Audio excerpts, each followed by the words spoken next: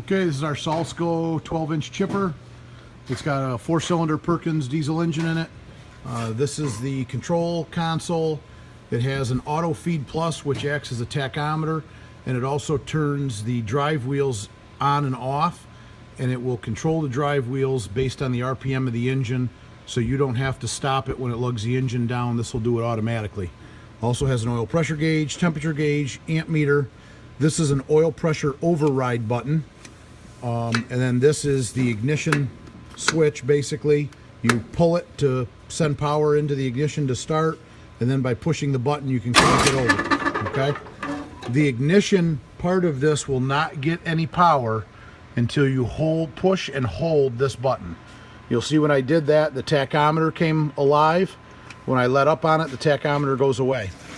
This needs to be pushed in and held until the engine is running long enough for the oil pressure to come up to full pressure. So in order to start this engine, I pull on the ignition switch here. I have to push in on the oil pressure override switch, and then I can push the start button. If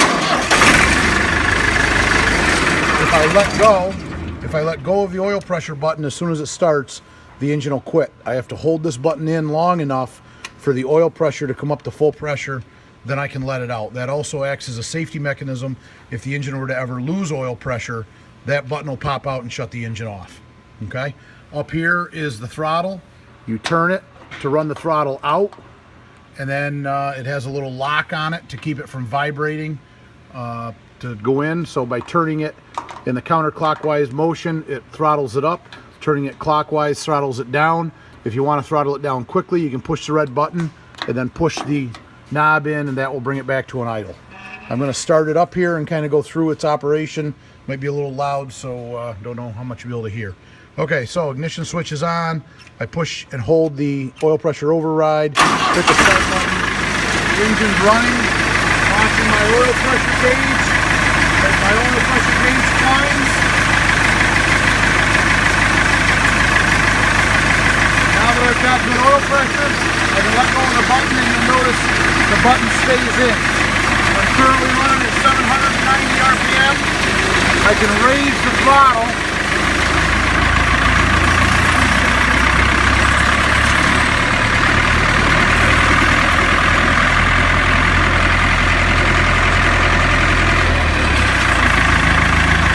Okay? First thing I want to do is, while it's at idle, I have to engage the clutch. This is the clutch lever. You give it a little push, it starts to engage it. Now the clutch is engaged. You'll see the shaft turning for the PTO. You take a walk around here. You'll notice the feed wheel's not turning yet. When we come back to the machine, the auto feed will not allow the feed wheels to turn when it's turned on until it reaches about 2200 RPM. So let's take it up to RPM.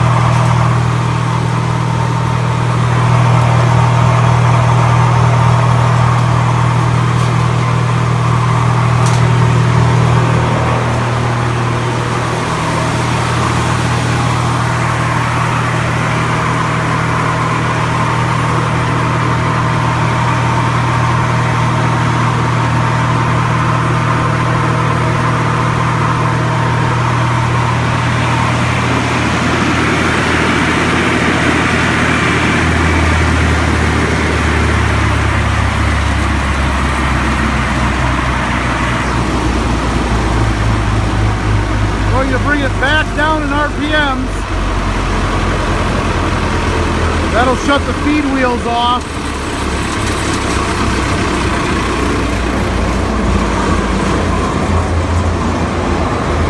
You see back here that the feed wheel's not turning.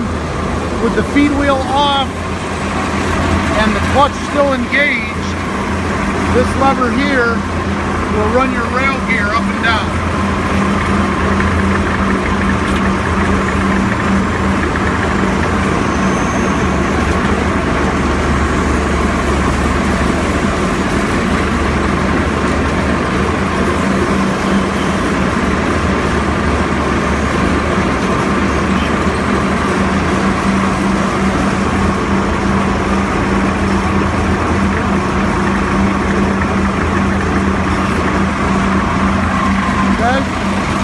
With it at idle, you can disengage the fan,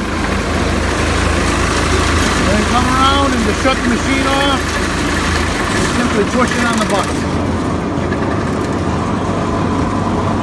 You'll see and hear the fan of the chipper continue to spin for quite a while while it's slowing down. All right.